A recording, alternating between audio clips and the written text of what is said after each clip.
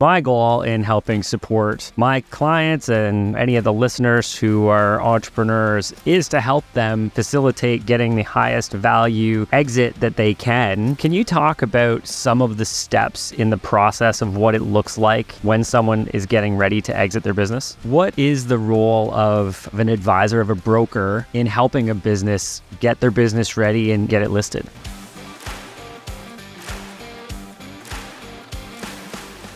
Hello, and welcome to the Wealthy Entrepreneur Podcast. I am your host, Bob Gauvreau. I am so grateful to have you here today. Just as a bit of a reminder that this is the space where we dissect the elements that contribute to entrepreneurial success, from mindset and leadership to profits and revenue. What I'm always looking for is to bring value to this audience of business owners and entrepreneurs. What are the skills, knowledges, connections that we need to make in our lives to help enhance the value, wealth creation, and impact that we can continue to have together? And this is exactly what we're going to be talking about today. This episode is titled The Path to a Profitable Exit: Insights from the Mergers and Acquisitions expert, Don Montgomery. And Don, who I'm going to bring in a moment, Don is the CEO of a mergers and acquisitions company. He's the founder, called True North. He's built his 25-year career around enhancing the customer experience in sales and management, eventually leading to his role as president of Pentax Medical. And over the years, Don has led and participated in extensive long-term strategic planning, has obviously found a void in the market in order to support entrepreneurs just like you in exiting with the greatest value and helping support you to get ready for an exit in your business, which we all need to plan for. So I'm really excited to be able to bring Don in here today. Again, a mergers and acquisitions expert who focuses on supporting businesses, and he's going to talk about this for sure, that are in the $2 million to $20 million range is really his sweet spot. So if you're looking, and you should be, as an entrepreneur, you should be looking to have your business ready to sell, even if you don't want to sell it. What are the factors that would make this get ready and create value so that you can exit and maximize your wealth, or that you could successfully transition your business to a potential buyer? This is a very, very important conversation, and I'm really excited that Don is going to be joining us today. So without any further ado, let's bring in Don Montgomery, the CEO and founder of True North M&A. All right, thank you so much, Don, for joining me today. And I'd love to just hear, and I don't know that I actually have asked you this in the past, because we've had the opportunity to connect and collaborate at least on one file, and I'm sure there'll be a lot more in the coming future. But I'd love to hear a little bit about Don, the journey of the entrepreneur who got into this business. Sure. Yeah. I interestingly, and I'm not sure how many entrepreneurs find themselves to be reluctant entrepreneurs, but I had a pretty typical postgraduate migration. I spent about 25 years in the corporate world. I graduated, went into the healthcare medical world, wanted to be in an industry that was stable and helpful to mankind, and wanted to be doing something and selling products that were helpful and those sorts of things. So spent about 25 years in that industry, very much on the sales side of things, but then worked my way into management, executive, and the last 10 years or so of that was as the president of a company called Pentax Medical, which was a Canadian distributor of endoscopy equipment and services. And the interesting thing about that for me was I spent all of those years in the corporate world never really even thinking about whether I was an entrepreneur, and I was entrepreneurial in the way I went about my business and building my market share and had pretty good successes. But about 25 years into that, I got into effectively a disagreement with my president of the Americas boss, and we were not aligned in what needed to happen in the company. And the long story short is I came in one day, even though I was arguably one of the more talented folks in the company and the corporation, and I was hitting pretty great numbers in terms of employee satisfaction, client satisfaction, market share compared to any global entity. And yet I came in one day, he was sitting in my chair with an envelope in his hand, and I knew it was over. And the reason I tell it that way is that despite the success, despite my efforts, I had no control. I had no leverage, and I had no equity in what I had done. I had had a good run. I had built up great friends, great management teams, had a great experience, but at the end of the day, I had no control over what was going to happen to me. And so I think largely because of that, it was such a powerful moment in terms of my lack of experience and my lack of control. It really was the driver that said, okay, whatever you're doing next, you have to have equity, you have to have control. And so I turned around and went to buy a business. And I decided that the only way for me to do this was to have my own business. There's really two ways to have your own business. One of them is to start your own business, and the other one is to buy a business. One is easier than the other from experience, I can tell you that. And that's where my story gets a little wobbly, because I was about to go down the road of buying a business, and that was 10 years ago. And I went out into the market. I was mostly looking for businesses in Western Canada. I was living in Calgary at the time. And as I went out to meet over the next 3 to 5 months, I went out and met pretty much everybody that was selling businesses, representing their clients. So that could have been commercial realtors, it could have been business brokers or M&A advisors. And something hit me in the face bigger than anything else I had seen, and that these people were largely unprofessional, unprepared, and had no passion doing what they were doing. And so I switched courses very quickly again and started True North, because in my previous experience, what I had been was very strong in communications. I had been able to build relationships, able to build trust, but I realized that none of these people were doing this as well as I thought I could, and that there was an opportunity in the small business space. And the differentiation there, just to help your audience understand, is I was looking for a business that was approximately $2 to $5 million in value, and those are the types of clients that we started to serve when I started True North. There's plenty of experience, plenty of knowledge and know-how in. If you have a $50 million business or a $100 million business, there's plenty of investment banks and bankers and accounting firms that know exactly what you're doing. But in that small business space, they didn't, the folks that we were running into when we were looking for a business really didn't have that professionalism and passion and knowledge to be able to do it well. So that became the beginning of True North.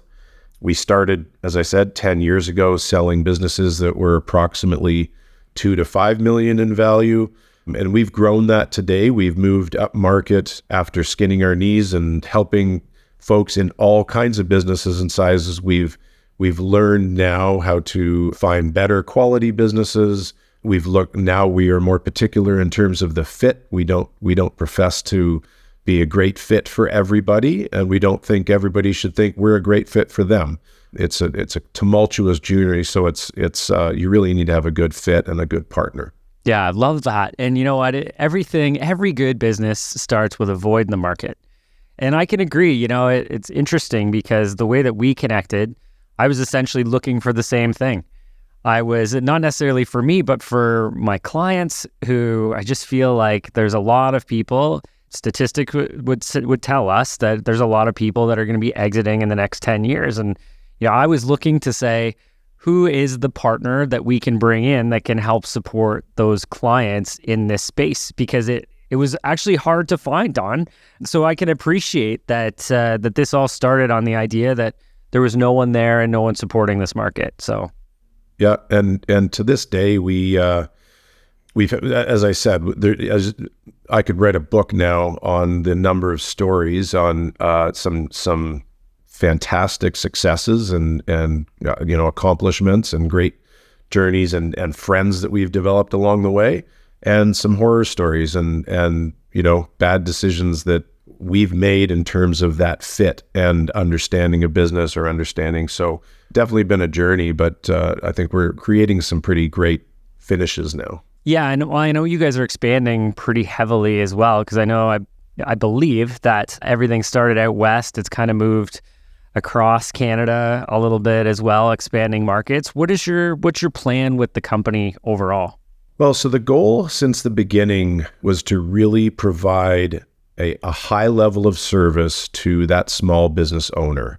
As I said, the banks and the accounting firms on some of the bigger businesses that are up market, if you've got a $50 million business, you're very well served. But it's really more to serve, what is a much bigger market, which is businesses that are 50 employees or less, probably more north of 10 employees, somewhere in that 10 to 50 or maybe 10 to 100 employees. And the goal for True North is to develop a well-known, safe place for people to call and go get help. We're going to talk later, I think, about some of the process. And a big part of the process is building your team. And that's one of the things that we can help with for our clients, is helping them build a team of knowledgeable folks that are going to be able to handle different aspects of the journey. But more than anything, we're trying to build a brand and a team of people across the country that is easily reachable, easy to get in front of, easy to sit down with for a coffee. It's not a big and scary thing. And I think we can provide a lot of value in doing that. Well, I can tell you, you guys are doing a pretty damn good job at that, because every time I feel like constantly you guys are connecting and wanting to have that coffee and that chat, and have been super supportive in any of the conversations we've had. So some things are going right, Don. I'm going to say that for you. Let's jump into, I know my listeners, everybody at some point has the goal and the ambition that they will be exiting. And, my goal in helping support my clients and, any of the listeners who are entrepreneurs is to help them facilitate getting the highest value exit that they can, whether it's with me or whether it's bringing in key partners like you guys. Can you talk about some of the steps in the process of what it looks like when someone is getting ready to exit their business? Sure. Although I prefer to call them key factors than steps. And the only reason I say that is they're not necessarily in sequence one after the other for different folks. And I, when I saw this question in our notes, there's 4 or 5 areas that I think are key factors. And yes, they will happen, but they'll all be part of the factors, but not necessarily in order. Probably the first one is a matter of personal readiness. So it's not so much about their timing, it's more about being ready. The emotional side? That's another one of the factors. The readiness, for me, the readiness is a combination of emotion. You may have, in many cases, you've got a partner in life. You've also got potentially a partner in your business. Sometimes those are one and the same. Sometimes those are two. I can tell you that I sold a business a number of years ago with 2 partners that were probably about 25 years in age different than each other. One was about 40 and the other was about 65. And we were 6, this is very early on. It's part of the learning process I was talking about before. We were probably 6-8 months into the journey, sitting in the lawyer's office talking about offers that we had on the table. And I had to stop the meeting and say to these 2 very kind gentlemen, have you guys talked about selling your business ever before like me asking? Because I asked both of them, do you really want to move forward? And one of them was absolutely yes. Now is the time. I've got to go. I want to get in my RV and go travel the world. The other one is like, no, I don't want to sell. So there's a readiness there, and there's emotional and big implications of the discussions that all need to happen. There's also family. What are your plans? Do you have plans for after the sale and exit from your business? So that's the readiness thing. Along with the readiness thing, I would say, and this, all the tax issues come into this, but are they wealth ready? Do they need to sell the business to be able to retire? In some cases, in most cases, this is the biggest single liquidity event in anyone's lifetime. And so many times, one of the early conversations that we'll be having, if we're just meeting someone or it's just early in the process, they're like, well, yeah, I want to sell my business, but I don't know what it's worth, and I don't know how much I need. And so there's a big element of readiness or wealth readiness there. And then there's you mentioned the emotional factor for sure. I would say almost without exception, this is a very emotional journey for most owners, even though they go into it going, I'm not emotional about this. This is just a means to an end. I don't care. Just get me optimize my exit and get me out. But it becomes emotional during the process. The other factor is the time investment that actually the journey itself is going to take. So they might be ready from a age perspective or, I'm ready to retire, but they need the time to set aside to do this. The process of actually, once they engage us, it's about a year, but before and after that, there's other things so they need a lot of time and bandwidth to be able to get through the process effectively. And then probably the fifth and last factor there is the business itself ready to be sold? And I think we're going to talk about some of those things that add value and make it easier and more difficult to sell. But that's the last one is the business itself ready? Yeah, no, super insightful. A couple of years ago, I think I was mentioning to you, we acquired a company. It was about 30-ish employees. The owner's name was David, fantastic guy. He and I are really close now. I went and had lunch with him in Ottawa maybe a month ago. And I said, how have you enjoyed the last couple years? And he said that he was gutted. He said, younger guy, he was in his 30s, exiting early, going to do something else for sure. But he talked about, the fact that this was really tied more to his identity than he thought it was. And he felt very empty and vacant after. So to your point about the readiness, feeling, whether you feel it, you almost have to be prepared for that, because I'm sure from your experience, you see a lot of people feel like a loss of identity and a shift in their value once this has gone through. Yeah, there's no question. I mentioned one of our clients that, said, this isn't emotional for me at all. We got to the other side of his sale. The money was in the bank. The deal was done. He had transitioned. And as soon as they said, okay, you're through transition, thank you very much, he actually went into a depression for a while and needed to talk to someone about it and figure it out and understand. In the end, he was happy that he had sold the business and got it prepared and all the rest of it. But and he was probably, I would argue, one of the people that I would say, okay, you're handling this all pretty well, and maybe this isn't going to be that emotional for you, but it hit him, and as you said, it gutted him for a little bit. And a lot of us do identify. I've put my blood, sweat, and tears into my business, into True North, and I'm sure when it comes time to make an exit, I'll probably kid myself about how difficult it'll be, certain elements of it. Yeah, no, my wife and I talk about this all the time. Now, my wife's not part of the business, but we talk about the idea of it. It sounds glorious, the idea of retirement on a beach somewhere and just living in paradise at all times. But the reality is it's a little bit more than that when you get to the other side. So I can just imagine some of the situations that you've seen. Wanted to talk about, I understand business is getting ready and time, and for sure, the tax implications of not being prepared structurally can have a dramatic effect on them. But what are some of the common pitfalls that you've seen that people could avoid when preparing their business to exit?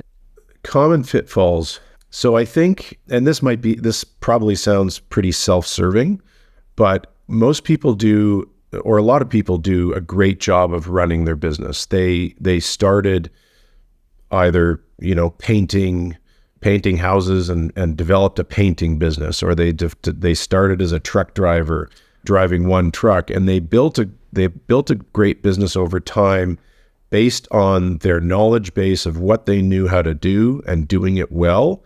And then they turned that into passion and customer service and built, rather than being a truck driver, they built a trucking business over time and became great at it. And now they've got a $10 or $20 million trucking business.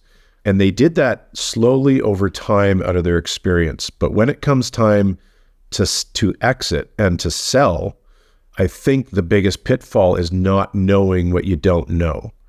And the self-serving part of this is the folks that try to either respond to an unsolicited single offer from a private equity company, for example, and there's probably lots of your listeners and that could relate to this and go, oh, I get an email every week from somebody saying they want to buy my business.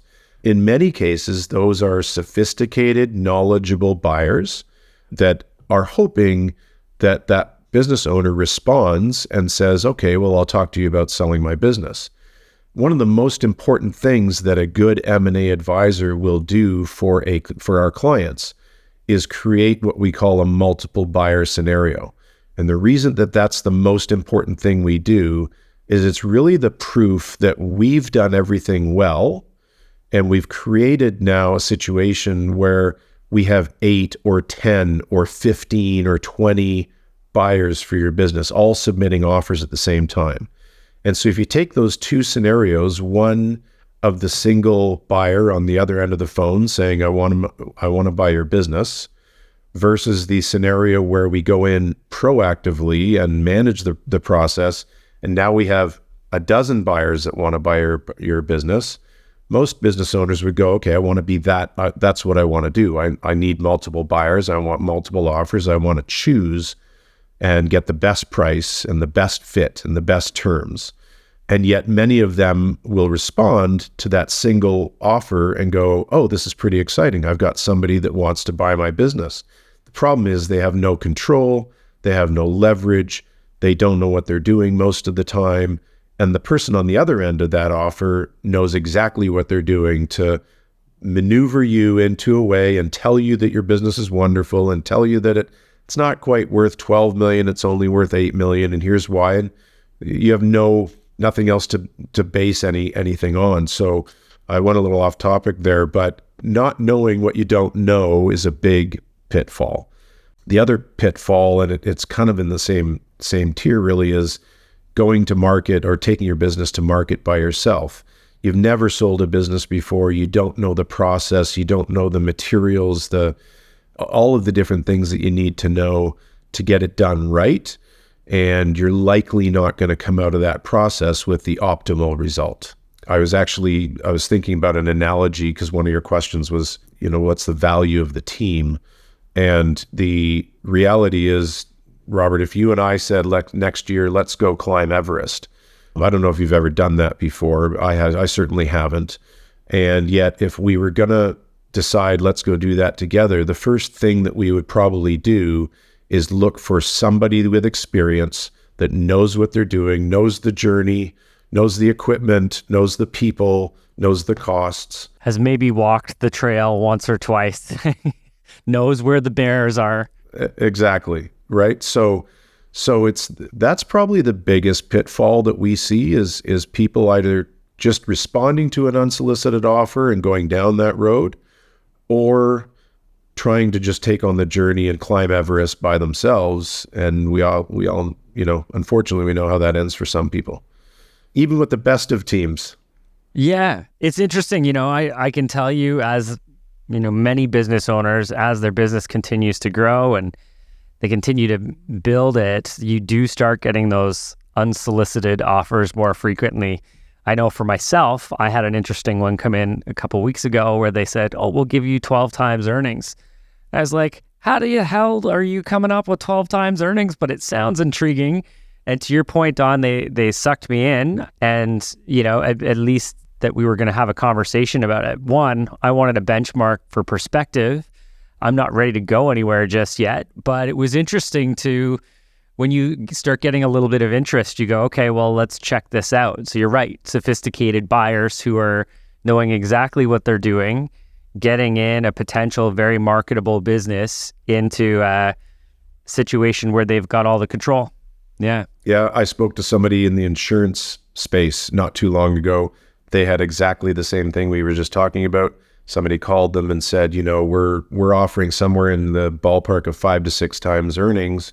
Actually, it wasn't earnings. It had to do with their gross revenues. It was a healthy multiple, We did a little bit of research. They were intrigued. We did a little bit of research and found out it was about half of what they could be getting if they knew what they were doing and if they had, a partner that was part of the process. For sure. And you got to, for anyone listening, you've got to keep in mind what the ulterior motives are of other people.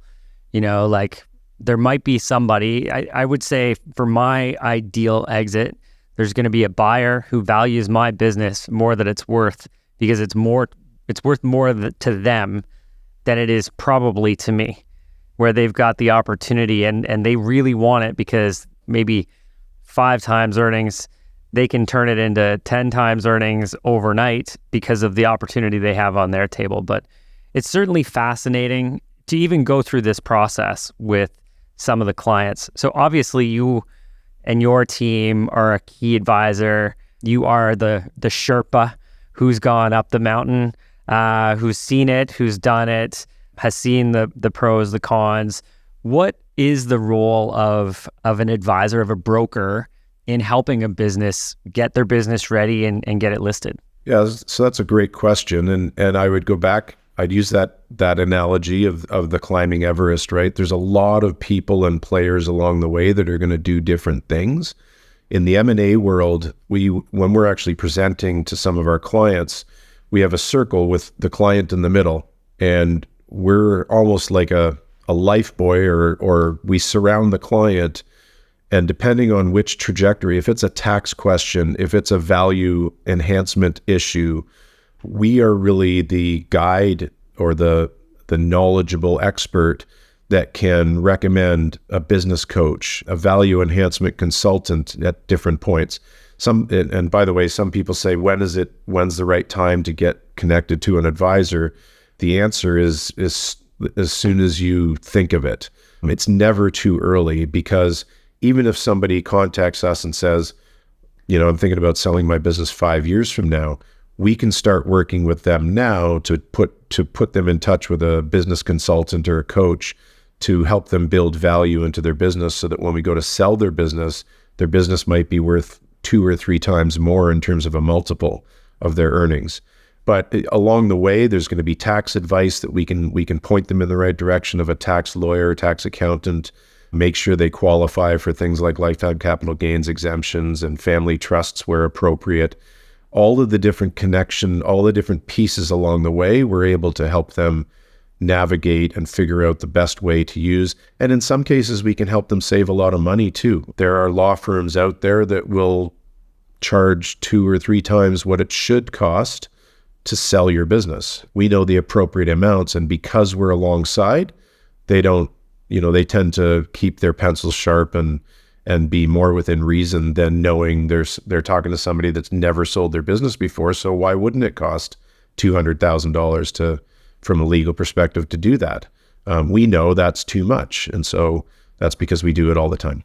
Yeah, 100%. Makes sense to me. I'm guessing too, with your experience, you talk about the lifeboat, but you probably have all of, trying to keep the analogy or the metaphor going here, but you probably have all the lifeguards around you, that are qualified in everything to know, okay, here's my go-to person with that element, tax and accounting, business valuations, that sort of stuff. So a lot of value in that too, instead of people having to go and do their own due diligence and finding you don't know what you don't know, right? And you don't know what experience people do need. So a lot of value there. When you're, coaching somebody or working with them, what are some of the documents and items that they should be pulling together sort of proactively, or know that they should have in order to set, this process up for success? Yeah, so the most important documents, there's 2 ways to look at the documents. One is, what are the documents that the client is going to need to help us take them to market and get their business sold, and then go through the process of due diligence. And I can tell you that the due diligence is, well, there's probably a few medical examples that I could share, but it's a little bit like going to the dentist. It's painful, it's not fun, but you have to do it. And once you get through it, it's better on the other side. And so, the documents that come into play for that, or for getting your business ready for sale, are everything from, obviously starting with the financials. That's a big piece. And you want at least 6 or 7 years financials. 5's the absolute minimum, but most people want to dig a little bit deeper than that.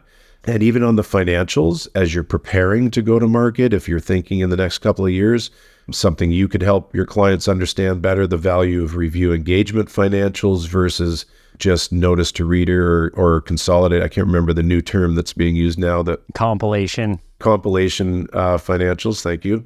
So the financials, your all of your tax records to show that the company has always paid its taxes, your notice of assessments. As I think about employees, one of the things, just to again let your listeners hear or make them aware of, is if you don't have employment agreements with your employees, you should. Not having employment agreements with employees makes it very difficult to sell a business and becomes a bigger issue as you're going to sale and exit. It just becomes another thing that decreases the value or is a burden to the buyer and therefore decreases. It makes the whole thing riskier, and risk means decreased value. So that's other, and if there's property involved, then all the real estate. Of course, on the corporate side, all of the minute books should be not only complete, but up to date. A lot of people don't keep their minute books. So those are probably the biggest areas pre-market. And then when we go to market, it's primarily 2 or 3 documents that we prepare. One's an NDA to make sure confidentiality is addressed. Another is a teaser, which is, to use the analogy of fishing, that's your bait in the water. It tells the buyer what type of business is, doesn't tell them where it is, probably shows some high-level financials, but doesn't identify where the business is and who the owner is. And then the SIM itself, which is a 30 or 40-page document that we put together that is really all of the history of the business. It's the story of the business, all of the financials, all of the normalizations. Basically, what is it that justifies the value we're asking for? And we're not usually asking for a value per se, an exact value, but we're identifying what the earnings capability of the business is and what the likely multiple is, and letting the buyer come to their own conclusions in terms of what the business is worth. Yeah, super, super interesting there as well. And, I know the answer to this, and this wasn't something we talked about before, at least getting ready for the podcast, but I know it's something that we talked about in the past.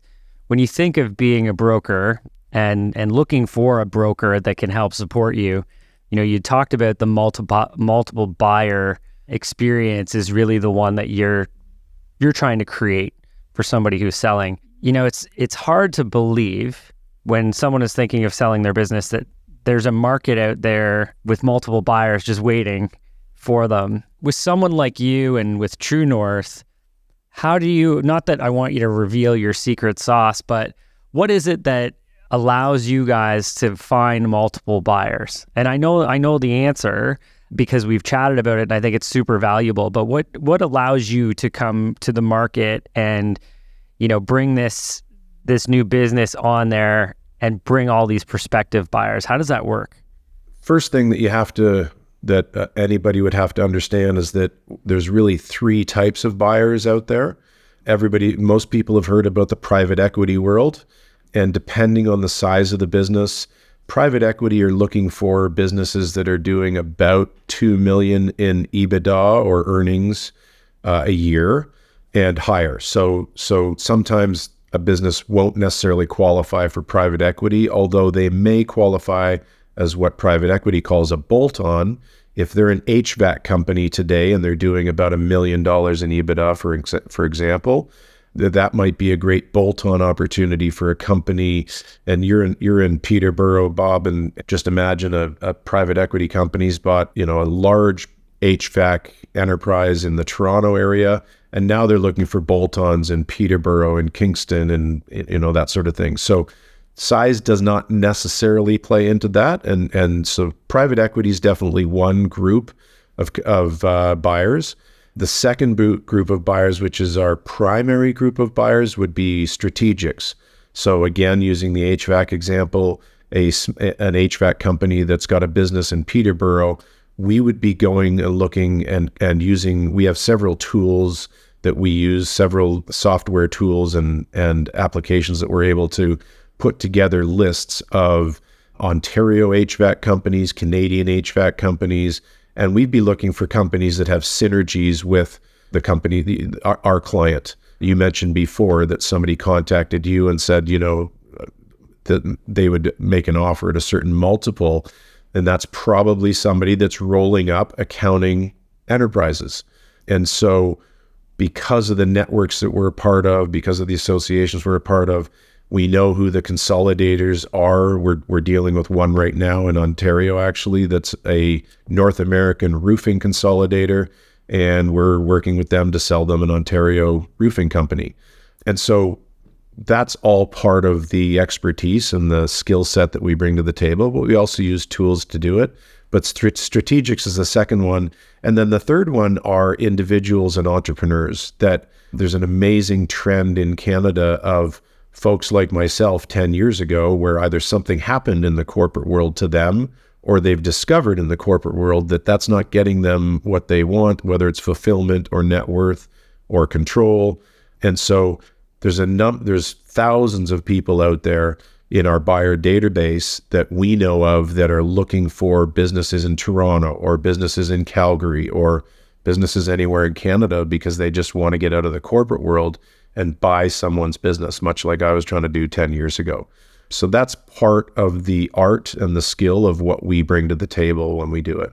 100%. And that's the exact answer I was hoping that you were going to share, because I know how much value goes into that network of having buyers reach out to you and being able to plug that into a business that's potentially selling that they don't have those connections. For the most part, we all try and not ignore our competition, but we try and keep our distance. So we aren't necessarily forming relationships with some of those strategics or those potential buyers, but you guys are in the position to bring them forward, which I think business owners who are listening, this is where we're going to get that maximum value, right? Like if you want to sell an exit for the greatest value, working with like a True North and Don and his team is going to bring all those potential buyers who are looking for you that don't know you exist. They bring them all to you at the forefront, and anybody who's available. It's like you think back in the days where those faxes would go out, where you had your 99-cent coupon, you hit 5 million fax machines, but it's like, okay, everybody who's got the fax machine, here's the deal that's coming through.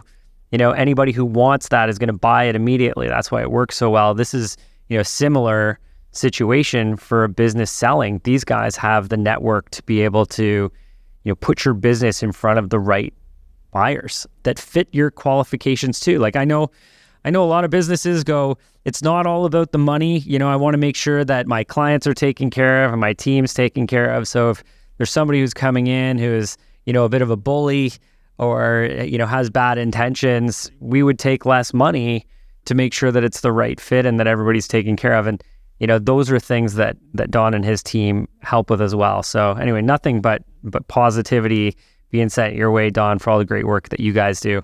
Thinking of what's happening in the industry, like are there any emerging aside from the private equity people clearly reaching out and soliciting people, unwelcome solicitation, what sorts of emerging trends are happening in the M&A space? Yeah, so there's on a more very current basis, the change in interest rates recently and the recent shift in the Canadian economy on the positive, because we're now past the post-COVID period of time, and interest rates coming down even just a slight bit has been a pretty positive thing with most business owners and in our world of the M&A. However, we never really saw a big slowdown in M&A in the smaller size businesses. The bigger thing that's happened or been happening over the last number of years that I think is very timely for business owners is the law of supply and demand. And as I think I've shared with you before, Robert, there are not enough good quality businesses out there for sale. As we've talked about, we have thousands upon thousands of buyers in our system, all of which, and that's again, all three types, but there are so many people and so many corporations looking for quality businesses to buy. That more than anything else is protecting the value of those businesses. When we are able to get them to market, when we're able to find them and find the owners and get them to market, the value that they've been getting for their businesses is still considerably high. So that still exists today. Anytime over the last couple of years when we've met business owners, we've shared the supply and demand issue and opportunity, and that has not changed over the last couple of years. We are consistently getting multiple buyers, consistently getting strong offers, and able to get deals done at call it the high end of the range if it's a quality business. The other thing that's happening though is the slow onset of the baby boomer tsunami of wealth and the number of businesses that are out there. We were just looking at stats the other day. 60% of Canadian business owners are over 50 years old. And BDC recently reported that about $2 trillion worth of businesses over the next decade are going to change hands. So over time, that supply and demand reality is going to start to shift, where today there's tremendous amount of demand for the few businesses that are on the market. As baby boomers start to let go of their businesses, and there's many, many more, if not, hundreds, if not thousands of businesses that come to market, that supply and demand will start to impact values. So we still think now is a great time. And we've been saying that for at least a couple of years, or even right through COVID. Not obviously businesses that were massively impacted by COVID, because that did impact their value. But the baby boomer tsunami is kind of the next big thing that's probably already happening. It's very difficult for the economists to tell when it's actually peaking. But it's BDC, which is a pretty big authority on these things, says that over 50% of all all business owners are going to try and sell their business sometime in the next 5 years. So there is a tsunami of businesses coming, and that will affect values at some point. Absolutely. And hey, prospective buyers, get on Don's list. Make sure that you get on the list so that the fax sends you out your coupon, right? We want to know when those types of businesses become available. And you cited BDC. I was actually going to as well, because I had the opportunity to go be present with the chief economist from BDC, I'm going to say about a month ago. And yeah, he was talking about exactly that, the 60% of the workforce also exiting the workforce, and we do not have the supply of the younger people coming in at a fast enough pace. So not only from a business standpoint is that going to cause a little bit of havoc, but as a business owner, finding talent is also going to be one of the greatest challenges as well. Not that I'm trying to race anybody to start exiting from their business, but there's a few economic challenges we have to deal with over the next 5 to 10 years, business owners. Like, let's just be prepared for that. Don, this has been fantastic. I appreciate your insights, your wisdom. If somebody were wanting to reach out and connect, get on the buyer list, talk to you about potentially selling their business, what's the best way for anybody to get a hold of you? So probably a couple things. I'm happy to share my email, Don at True North M&A, as in mergers and acquisitions.ca. So Don at truenorthma.ca. Anybody that wanted to just get on our buyers list can send an email. Just go to our website, which is truenorthma.ca, and there's a sign up form there. And we also get a criteria as to what they're looking for, where they're looking for a business, what kind of business, and what kind of value they're interested in. But yeah, come through our website is probably the easiest way, or send me an email. Amazing. Don, thank you. So just as a bit of a recap here, lots of insights, guys. We talked about some of the steps in the process of exiting, how to plan and prepare for it, some of the strategies related to increasing value, the common pitfalls that we have, the role of advisors, some key documents, and we even talked about some emerging trends and maybe even looking at this and saying, when is the time going to be right based on some of the risk factors that we have as a potential seller as well. Don, thank you so much. I appreciate you jumping in and joining us today. For everyone who's listening, If you've got any questions, comments, throw them in the comment section below. Happy to reach out, connect you with Don and his team as well. If there's something here that you feel has been super valuable that you know can help someone else, make sure that you share this out with them. We want to help empower as many entrepreneurs as we can with the right financial information to make maximum impact and change the world. And it starts with you helping connect us with the right people as well. Make sure you hit follow. We want to see you here next week. We have an episode coming out every single week, so don't miss out on that. But once again, thank you for your time today, for joining us. Don, once again, appreciate you, my friend, and look forward to seeing you guys all next week.